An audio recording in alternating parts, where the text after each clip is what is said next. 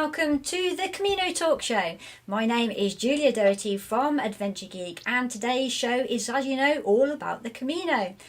We talk to real pilgrims who are keen to share their stories and their journey with us today, and today's no exception. We have the wonderful Emma all the way from Canada, and although I met Emma on the trail right at the end of my Camino, her journey didn't actually start in Spain. I believe it started somewhere else, which I'm sure she's going to tell us shortly.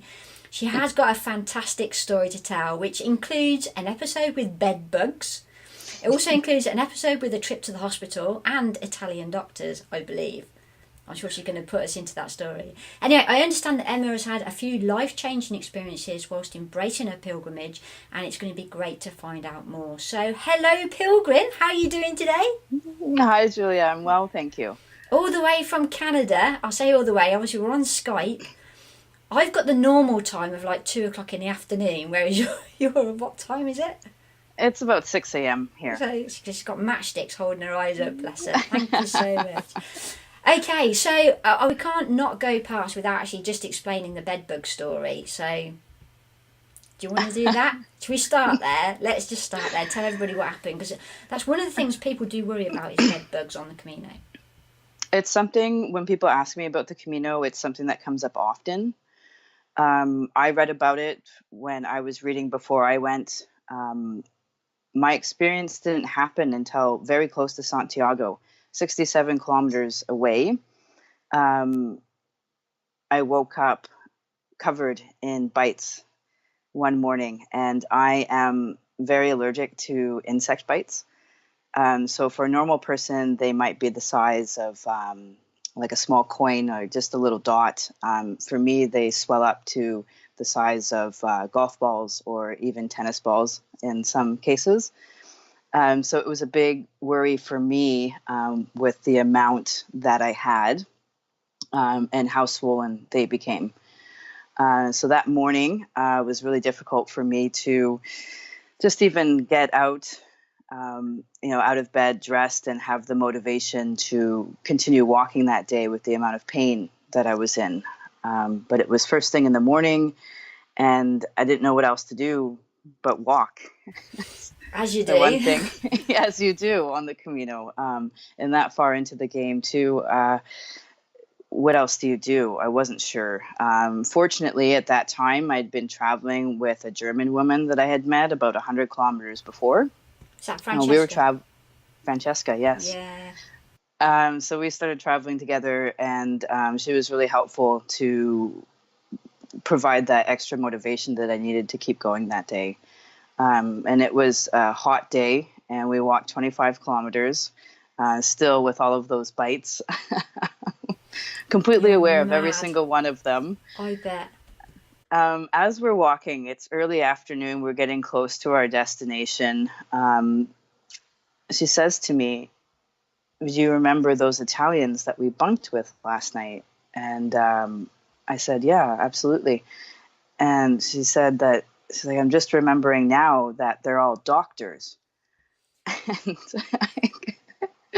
I couldn't believe it. I was just so grateful that she remembered. I didn't even care that it was 2 o'clock in the afternoon at this point. But we ended up catching up with them on the trail before we arrived at our destination. So at one moment, I had 3 Italian doctors looking over my bites and assessing me. One who happened to be a dermatologist, too, of all specialties. Excuse me. Also, another one of them spoke fluent English and Spanish. Talk about the Camino providing. So I know.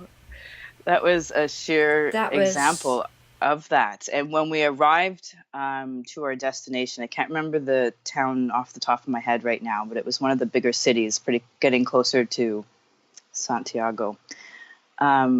One of the Italian doctors, Tony, stayed with us. We arrived at siesta, so we had to wait an hour for the pharmacy to open, which is something to think about and consider along the Camino. Is everything shuts down in the afternoon, and you have to work, and you have to work around that. But he stayed with us and accompanied us to the pharmacy. We had to disinfect all of our gear before we could check in anywhere, to do our due diligence with not possibly passing on bed bugs if we were still carrying any. I'm not sure where they came from in the first place, but anyhow, we did that. I was able to get a stronger antihistamine from another pharmacy and take those, and then the grueling process of disinfecting the gear and washing all of our stuff. And it was quite the day, quite the night. At that point, I'd never felt so uncomfortable physically on the Camino. Even though I was faced with some physical challenges at the very beginning, this one kind of seemed the worst at that point, and it was a real Are they possibility. itchy? Is it itchy or painful, or I've never had bed Both. bugs. Really? Okay. Yeah. Again, because of my allergy, they look different for me as they would a regular person without an allergy. So very painful because of the swelling, and extremely itchy every moment of the day. That sounds gross and It's not nice. it was an awful experience, to be honest. It was very uncomfortable. I'd never wanted to be home. We checked into a hostel. It was overly warm. It was very cramped. Nice, new, clean, but again, you can visibly see the bites on me. They're big welts. Like, I just had never wanted to be in the comfort of back at home so much as I had in that time. So I had to took the antihistamines. I had a cream to put on them, and it wasn't.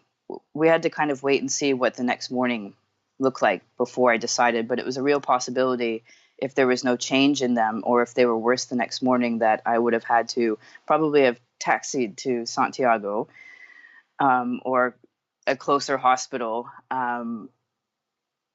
if they weren't any better. But fortunately, when I did wake up the next morning, they had shrunk and they did look better. I spoke to Tony, one of the doctors, again in the morning. He assessed me and said, at this time, they're looking okay. You don't need to go to the hospital, but you have to keep a close eye. Right. Okay. So you didn't need to go to hospital in the end. I didn't, no. No. And he's. I mean, thank you to the doctors. I mean, that's just amazing. Don't you think that's someone looking down on you, saying, "Don't worry, we're going to look after you and don't quit." Because I bet you felt like quitting. I did. And that night, again, thank goodness for Francesca emotionally supporting me that day, because I needed it. Yeah, that's one thing Yeah. that the Camino does provide as well. It doesn't matter who you are, you get support from all different sorts of pilgrims along the way. Definitely, that's something special, I think, about the Camino. I completely agree. Even from the first night that I set off, that the Camino provides, from everyone that I met along the way, from smaller circumstances to more significant circumstances such as that. It's unbelievable. So let's just like backpedal a little bit then. So as I said in the opening introduction, you didn't start in Spain, didn't you? Fly to England first, or go on, you say. I'll shut up. Yes. So I was out of country for about 2.5 months. Most of that, of course, being the Camino. But my first couple of weeks I spent in England. Okay. A friend Whereabouts of in mine. England? I started out in Barnsley in the Cotswolds, outside Okay. of London. Barnsley. A friend of mine, yeah, Yeah. a friend of mine living in London, she got married out there. Ah, okay. Yeah, so I spent about 5 days out there with her, and around the wedding, which was really great. And then I headed south, I believe, down to Sidmouth. Okay. It's a small coastal town. A friend of mine that I've known from Vancouver Island here recently moved back to England weeks before I came out. Right. Okay. So we spent a few days together, which was really nice. And then, of course, I spent a few days in London to do the whole touristy thing and just to check that out. But unfortunately, when I was in London, right before I was supposed to fly out to France to start the Camino, I sprained my ankle. Okay, I didn't know that. Ouch. How did you do Yeah. that? I have a weak ankle anyhow, and I wasn't wearing supportive enough shoes, and didn't really take much. I was just jogging across the street and jumped down, and my ankle just likes to give way sometimes. So it just folded over, and And the first part of the Camino is all like that as well, isn't it? So it is. I actually didn't start in Saint Jean, the traditional spot, because the next day I had a sprained ankle, and it was worse than usual when my ankle likes to fold over a little bit. Sometimes it'll just kind of pop and hurt for a couple days, but be fine after that. This was definitely a more significant sprain with the amount of swelling. So I still flew out to France because I had that flight booked and a motel booked and the edge of France there, but I couldn't start in Saint Jean. I knew that if I would have tried, I probably would have hurt myself further, to the point of probably having to go home and not be able to try it at all. So I researched online kind of what to do from here, suggestions from online forums, and and you was all on your own at that stage as well. Sort of that must have been really horrible. That was tough. I think the bed bug experience that close to Santiago, the only other time that I felt that much difficulty and wanting to give up was in France before I even started. It's rural France. It's not any kind of big cities. The culture shock of being in a country where you don't speak the language. And I had been with friends primarily in England, except for London, but still in an English-speaking country. So that was tough. That was tough. It's like everything that I had planned kind of got turned upside down a little bit. So your original plan with them was to go to Saint Jean. So you was going to fly into, or get a train, was you? Or yeah, you fly into. It's kind of interesting. It's not the greatest connections. You fly into Biarritz in France. Yeah, and then from there, I think you have to catch a bus and then a train. So is that to Bayonne? Bayonne, and then a train. So the connections with my flight being later in the afternoon weren't going to sync up really well. So I decided to stay a night in Bayonne, and then I was supposed to catch the train the next day to Saint Jean. With the new development of my ankle, I knew I wouldn't be able to start in Saint Jean the next night. So I stayed 2 nights in Bayonne. Excuse me. And decided to bus down to Pamplona. Oh, so you started in Pamplona then? Started in Pamplona, yeah. Okay. A lot of people do that. I mean, do you know? Yeah. What did you feel about Pamplona? Did you stay a couple of nights there first, or? I did, yeah, a couple more nights, just for a couple more rest days for my ankle before I set off. I really enjoyed the city. I really enjoed it, actually. It's very touristy, isn't it? And the running of the bulls and all that. Yes. It can be, but it's interesting how much, I guess, just like local kind of culture I was able to soak up while I was there as well. A lot of pilgrims, but yeah, tourism. But mostly I found that it was people, either locals or pilgrims, which was really great. It was interesting. I hadn't started walking yet, and the people arriving are a little sore from the Pyrenees, to say the least. Yeah. That's usually their first rest days in Pamplona. Yeah, they've had enough by then and want to rest. And I was having rest days myself, but not from having walked it all yet. But you can pretend, that's fine. Yeah. We won't tell anyone. So I don't know. You don't have to share this, but did you have a reason for walking the Camino? And how did you hear about it in the first place? What drew you to the Camino? I think, like most North Americans, I saw the movie The Way. The Way, yeah. Yeah. I watched that about 7 years ago, really? At least. Yeah, some time ago. Just a random movie that sounded good on Netflix, and I remember. Sorry, excuse me. That's all right. Just for you guys that are watching this, bless her, she's had the flu, and it was like, I just said, you don't have to do this. No, I'm going to do it. So thank you for joining us. No, okay. I'm happy to be here. watched the movie and I was quite impacted by it. You know, I'm quite the spiritual. Oh, that's my Hello, cat. coming to say hello. Hi. You know, the bit of a spiritual journey that ends up in the movie, the landscape, being outdoors is something that I've always loved. I love people. I love meeting new people, experiencing, you know, new adventures. It all just very much appealed to me. Okay. I think at that time in my life, although it was kind of in my mind at that time, I don't think I would have been ready to set off on such a journey. So over the years, it kind of stuck in the back of my mind. And in the last few years, when I decided that I've really wanted to do some traveling and started to save, the Camino was something that kind of came to the forefront. And that's something I knew I wanted to do and wanted to do on my own. Okay. You say that as if that was really important for you to do it on your own? Very important. Yeah. I think, not that I've traveled too much before this, but I just had a feeling that it needed to be an experience. I guess a big reason why I did it was to strengthen the relationship within myself. Okay. So a journey of self-discovery, really, as well. Exactly. And yeah, pretty much. Yeah. And did you find that? Well, my stubborn self at first, because I would meet a lot of people along the way, but not more than a couple of days would I walk with anyone because I was walking a lot slower.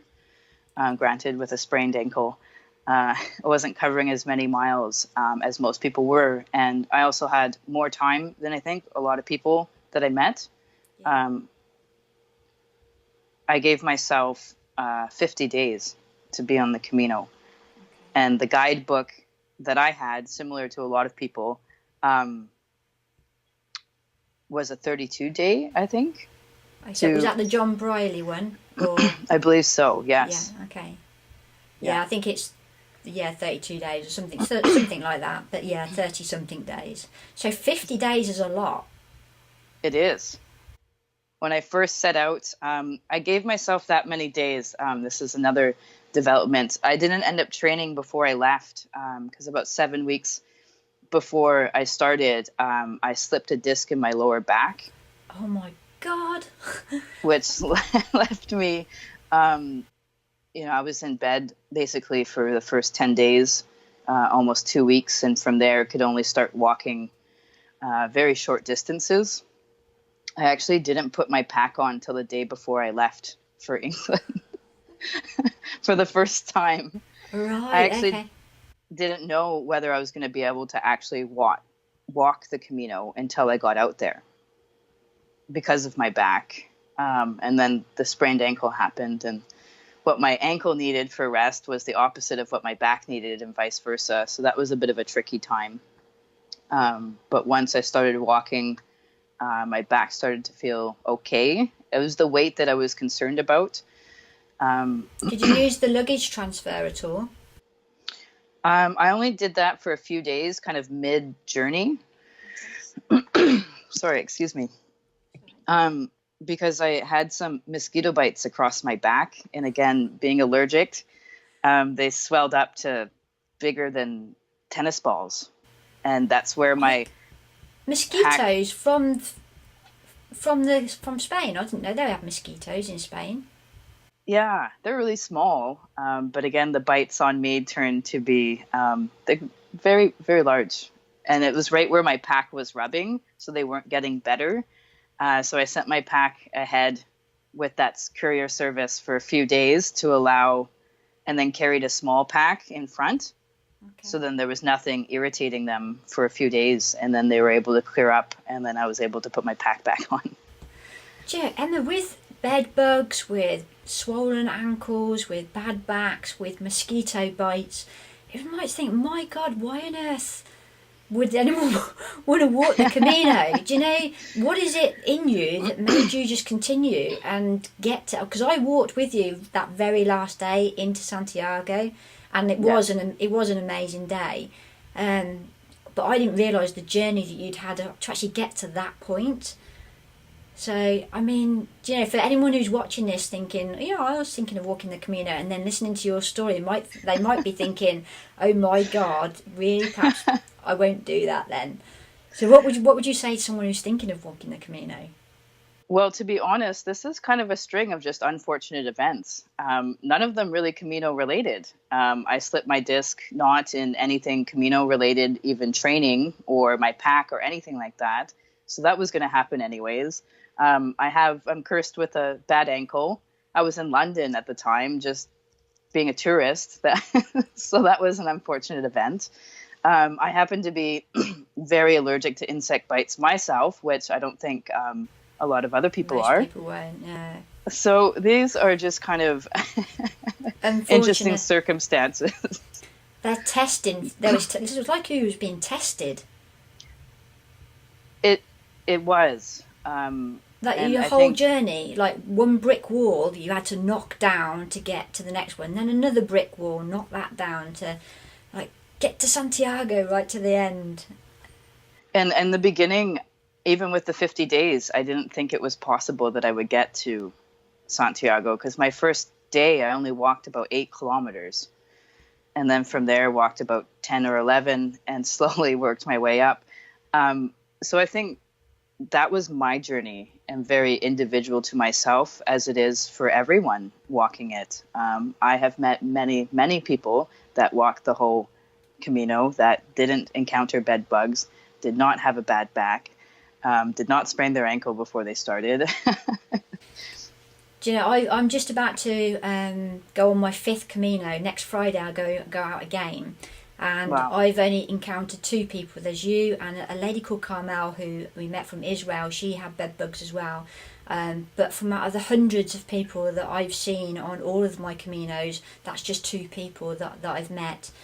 She didn't have the reaction you had. The only thing I had was a bite. I had a spider bite. Really putting people off now. But literally it was just getting something from the pharmacy. They knew it was a spider bite, and that was it, sorted. So yeah, so it's not too bad. Okay, so one question: do you speak? You said you didn't speak French. Do you speak any Spanish? Or? I know a few more words in Spanish than I do French, which isn't very many. I know kind of like food a little bit. Okay. Which was helpful with reading menus. Yeah. But I don't speak Spanish. Okay. So Google Translate? Yes. Did you ever use that? All the time. An important part for me with that was when I first arrived in Spain, we had a layover in San Sebastian before we arrived in Pamplona. And I was able to find a shop to get a SIM card. For the country. Okay. Coming from Canada, there's no way that I could use mine out there without it costing like a lot of money. Our cell phone plans don't have good international coverage coming from Canada. So I bought a SIM card, which allowed me a lot of data. So I could use my phone at the pharmacy, at the grocery store, out at places. Which was really helpful. It wasn't unlimited, even though I didn't use all the data. It still cut off after a month, so I noticed a big difference when I did have data compared to when I didn't after that. Yeah. I got a massive bill as well. I'd only been there a week, and my husband texted me saying it was £295 I'd used. Oh no! I know, and that was because. I thought it was Rachel, my daughter, on Wi-Fi to her boyfriend, and it wasn't. It was me editing videos and stuff like that. So be aware and do what Emma's done and get a data plan actually from Spain rather than using it from your home country, because I think that's you know the limit then, and you know that what you've spent. It's not a contract, so you're not going to go over stuff and have a unexpected bill. So absolutely, that's really, because really it good cost advice. me €10 for the SIM card, and then I think €15 for 10 or 15 gigs of data, which was more than I could have ever have needed for that month. Absolutely. Wow, it was better than £295 for a week. Crazy. Exactly. Yeah. Okay, so obviously, by the sound of it, you stayed mainly in albergues or everyone pronounces it different, but hostels. You stayed in the bunk houses rather than hotels, or what did you do mainly? Yeah, albergues all the way along. Okay, It wasn't till closer to the end, after the bed bug experience. After that night, the next night. So when you're traveling with a second person, I've noticed. So if you get a single room, it's about 35 euros is kind of standard in most places. If you get a single room with 2 double beds, it's 35 euros. So yeah, if you're traveling with someone, you're splitting that cost. Or sometimes it's even as low as 30 euros for a single room. And I remember Francesca and I, after that night, really just needed some privacy and some comfort. So we split a single room together, which was nice. It had its own bathroom, shower, cotton towels. heaven. Yes, it was. And, for 15 euros each, that's how much I've paid in some of the private hostels before. Yeah, it's crazy, isn't it? So it's exactly the same being if you're splitting the cost. We certainly did that with the three of us. So it was me, Rachel, and Julie. And I was talking to Anita last week, and her and Denise spent most of their time upgrading because it was the same sort of cost. In the whole 5 weeks, I think they travelled for. They only stayed once a week in a hostel, so they only stayed in 5 hostels. Wow. I know the rest of it they upgraded because it was similar cost because they could split the cost. So I think that's a great thing to say.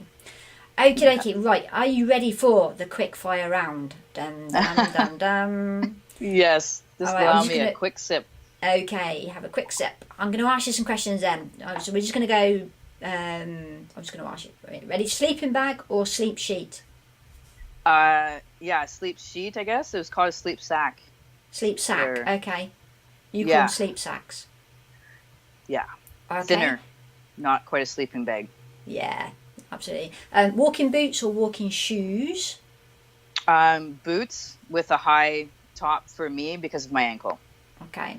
Sun hat or umbrella? Sun hat. Cafe con leche or tea? Cafe con leche. A guidebook or a guide app? Guidebook. A book. Okay. Luggage transfer or carry a pack? Mainly carry the pack. Okay. Do you recall the weight of your pack? Can you remember how much it was? Yeah, mine was. I don't understand how it was so much heavier than other people. Because I sent a package home from Pamplona. I sent a package to Santiago from Burgos, even. Right. Still cutting down my weight, but it was probably at least 10 kilos still. Really? In and around. Mm-hmm. What on earth are you carrying? Rocks? One small rock, but for Cruz de Ferro, but I'm not too sure. I went over it and over it and over it, and really pared down. I only had 2 outfits, one that I walked in and one that I would wear in the evenings after walking. I'm not sure. I had no luxury item. I used almost every single thing in my pack. You know what? Funny thing is that when I sent that pack from Burgos to Santiago, I sent all the stuff that I hadn't touched yet. And something that I didn't get in the beginning, like most people did, was blisters. Okay. But I did get blisters after Burgos, about 600 kilometers in. Really? And I sent the bandages, the sewing kit, like what they had recommended for blister care. I sent that ahead to Santiago. Because you got all that way and not got a blister. Mm-hmm. I wonder what changed then. It's probably the terrain. Because Burgos, you're just on flat road a lot, because you're going through the Meseta. So it was after the Meseta. Okay. It was. I remember the day and I remember the reason. Because I had never gone more than 25 was kind of my max. I really averaged around 20, and then as I started gaining my strength, I started going a little bit more. And this one day, it's actually the day that I reunited with Francesca at the bottom of the hill before going up to Osabrero. We had been traveling with a group for a few days, and that's where I'd met her. And then we all split up, and I hadn't seen her for a couple of days, and then I met her at the bottom of this mountain. It's actually where I met Julie for the first time as well. Right, yeah. And I was going to keep going, and they had settled in, and Francesca was kind of on the fence of whether she was going to settle in or keep going. And then I told her I was going to keep going, so we went together. But at the end of that day, it was 36 kilometers, which is about 8 more than my longest day yet. And the last 8 kilometers of that 36 was right up that mountain. And it was hot, so sweat and that movement. And so I had massive blisters on the backs of both heels from that. God. But you stayed at Osabraro that day, or? The town actually before, so about 2 kilometers before the top, yeah. Okay, so when did you reach Osabraro for sunrise then? Or? Yeah. Yeah. Wow, that was amazing. It was absolutely phenomenal. I've never seen anything like it. It gave you such a 180 view. So the sun was coming up on the one side of the mountain, and it hadn't quite reached the other side, but you could see like thunder clouds in the distance with just flashes of lightning, and the sunrise was absolutely beautiful. And shortly after it came up, the fog rolled in so thick, unlike anything I'd ever seen. Clouds just like covered us. We couldn't see more than a couple feet in front of us for the whole rest of the day. Yeah, exactly. I remember that we was at the bottom of the mountain the same day that you was obviously at the top, because obviously I'd walked with Julie that day. And you could see all the thunder. It never actually rained, but you could see, and you could see the lightning going, you could hear the thunder. But we never got wet that day, apart from walking through mist and fog and cloud, which is a bit surreal when you're walking like above the cloud, looking down on it. That's a bit of a surreal experience. It is, yeah. So what was your favourite section of the Camino? That's hard to say. Asking what's your favourite child, isn't it? I think there's something to love about every section of it, I believe. Something that really stands out in my mind. After arriving to Santiago, I spent a couple days there, which I booked a private room for myself. I didn't book a private room to Santiago. I thought I deserved it at the end. Yes, too right. I continued walking to Finisterre. Okay, I didn't know that either, so that's good. Yeah, so I spent a couple days in Santiago, and then spent 4 days walking to Finisterre, end of the world.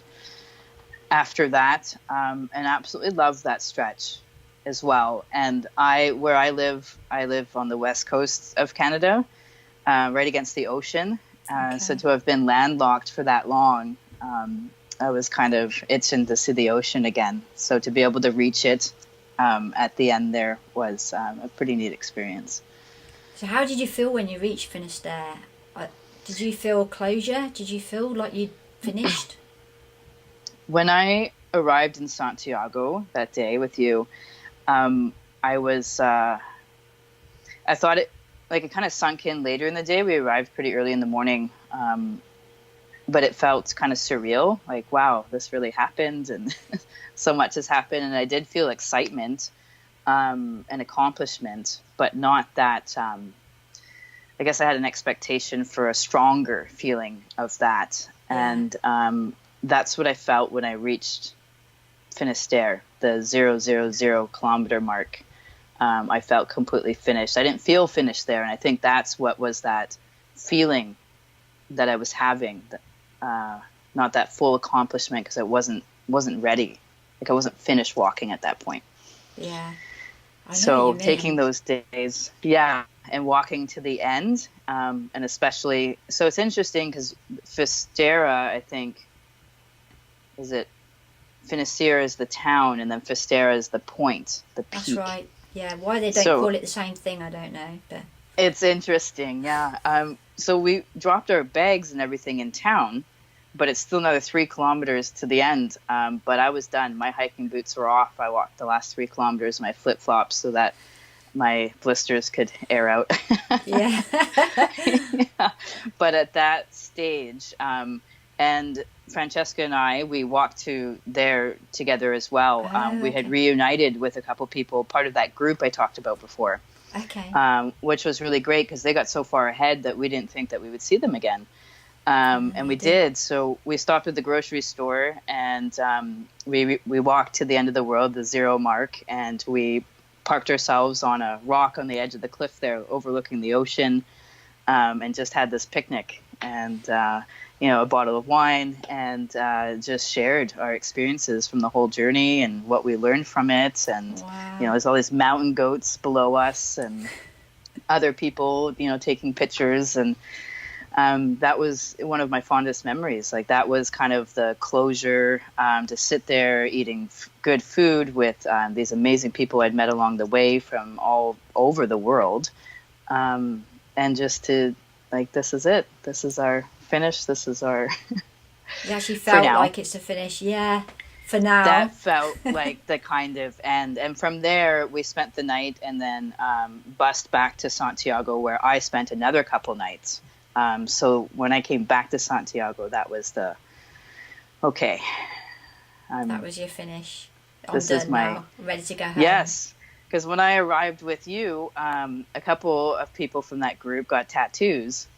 They did. Oh, you got a tattoo as well, didn't you?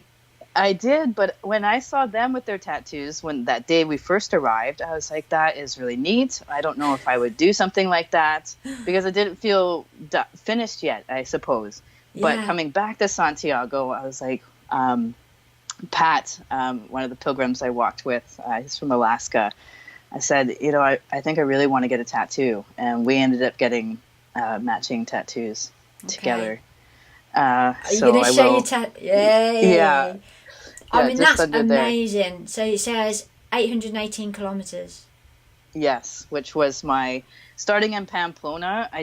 Getting to Santiago, it wasn't quite 500 miles, and that was important for me. So the extra 4 days to Finisterre. Made up for that bit. Ah, that Yeah. makes sense now. Yeah. Okay. So 818 kilometers translates to about 508 miles. Okay. Because obviously, do you normally talk in miles? Kilometers here. You a kilometer in Canada, you're in kilometers. Yeah, in the US, it's miles. Okay. Because we're miles in the UK, and you're forever translating it in your head as to what's what. But Yeah. I'm getting there with the kilometres thing. Okay, so a lot of people say that your true Camino starts the minute you get home. And is that how you felt? What changed for you when you got home? I think the guidebook that I had, reading through it before I left, it said the Camino starts in the planning stages. And I really felt that, again, with those challenges that I faced, never having booked a trip like this before, and errors that I had made with bookings, and losing out on money here and there because I wasn't, which is all just a learning experience, definitely. But the back injury before I left, and not being able to train, like, I feel these hurdles had started beforehand, and just the learning experience of it, researching and reading about other people's experiences, like, I felt that it had really started in the planning stages. Once I finished in Santiago, when I arrived back in Santiago for those 2 nights, it was actually St. James the Apostle Day. Oh, you was there for that. What was that, as amazing as it sounds? Or Yeah, like party it was. rave on for like 10 days or something ridiculous? Pretty much, yeah. It was a party, but what was so interesting about that, and a big difference than what I'm used to here in Canada, is that it's a big celebration. So when I think of party, I think of, like, younger people getting really drunk and doing stupid things. But this was a celebration. Like, there's families with, grandparents and elderly and small children still out at 2:00 in the morning, sitting at a cafe, drinking coffee and eating food, because the fireworks were at midnight, and it's just, they have a later kind of way of life there, but it was very family oriented. It wasn't just a subgroup of people, which I found really fascinating. And I couldn't have planned that. I had no idea until the days were getting closer that I would just happen to be there at that time. And that was really fun. Yeah. But That from sounds Santiago, I spent 2 weeks in Portugal. right. Okay. Was that on a Before Camino, or you just went for like a holiday? more that was kind of my holiday after the pilgrimage. Okay. So I spent a week in Porto, where I spent a lot of time at the beach and did some surfing, some swimming, some relaxing. And then a week down in Lisbon, which was very hot. They had a heat wave there. It was about 43 degrees a couple days. My God. And then from there, flew home to Vancouver, which is where I'm from. Spent about 4 or 5 days there with friends and family, and then made my way back over to Vancouver Island. So still had a few weeks of journey at the end there. So But you've getting been back. home, How long have you been back now? About 6 weeks. 2 August months? 10th, Oh, okay. I think. Yeah, I arrived in Vancouver August 10th, I believe. Okay, yeah, so 6-7 weeks. Yeah. Okay. So I've been back at work. I had a couple weeks off work, 10 days before I went back to work, which was nice to kind of resettle myself and here. It's been an adjustment. I feel like I'm still having memories of the Camino or things that I've learned, especially the work that I do, working in mental health and addictions, like drawing from the spiritual experience that I had and again, overcoming challenges and the growth and the learning are things that I'm able to pass on, not just through friends and family, but also in the work that I do, which has been really fascinating and interesting. That's fun. So would you class yourself as a spiritual person? I would, yeah. Not like necessarily like a spiritualist, but just someone that, spirituality is a big part of my life. Like in tune to people's energies and stuff like that? Mm-hmm. Yeah, okay. That's lovely to hear. Right, I think our time is nearly up. So I'm going to ask, did you have a quote of the day for us? Yes, I did jot one down here. I haven't heard this, so I am looking forward to this. Go for it. It's one that came up. I've heard it before, but it came up recently in my life, and it's something I thought about before the Camino, something I really thought about on the Camino. Brene Brown is a famous author. She's a shame expert and works a lot she's a social worker, PhD in that. Anyhow, the quote is, "Joy comes to us in ordinary moments. We risk missing out when we get too busy chasing down the extraordinary." And when people ask me about my Camino experience, like what stood out most, I think people are thinking, like, was it Santiago? Yes, Santiago was great, and it was kind of the end of this accomplishment. But what comes to mind is, moments like, people that I meet along the way, like someone I didn't even walk with, but I sat at a watering spot with for half an hour and had a conversation that I still remember to this day. Or the woman working at the post office in Burgos, and I had so many things to send, and it was really complicated, and I didn't speak Spanish and she didn't speak English, but both of us with our Google Translates, we were so determined, and she was so happy to see it from beginning to end. Like, she didn't care how long it took. She was just so determined and so incredibly friendly and helpful, and that made that experience just kind of life-changing in a way. It's those experiences along the way that make that whole Camino, not just the kilometers walked or reaching Santiago. It's everyone that you meet along the way. It's those ordinary moments. It's the ordinary moments. I love that. Would you be able to send that to me, and I'll put that in the show notes as well? Absolutely. So obviously I'll write that down because I'm sure other people would like to appreciate you actually reading that again. So just one more time, just read that out again for us, just that little quote. Yes, I will. Okay. Joy comes to us in ordinary moments. We risk missing out when we get too busy chasing down the extraordinary. Oh, that's brilliant. Emma, you've been an absolute gem, an absolute star, so thank you so much for joining me today. Would you ever go back, do you think? Absolutely. Yeah. It's addictive. I still have those Pyrenees to do. Absolutely. We'll see you on the Pyrenees. Thank you so much for joining us, and thank you for taking the time out of your busy day. The sun has come up behind you now. It was dark when we first started. Yeah. Yay! I've got a sunrise and a cup of coffee waiting for me to continue with my day. So, So are you off thank to you for work? having me. Are you off to work now? Uh, I will be in a couple hours. Yeah. All right. Okay. Well, have a cracking day. Have a lovely weekend, and Thank you. we'll see you soon. You take care. Bon Camino. Okay. Buen Camino. See ya. Bye. Ta-da.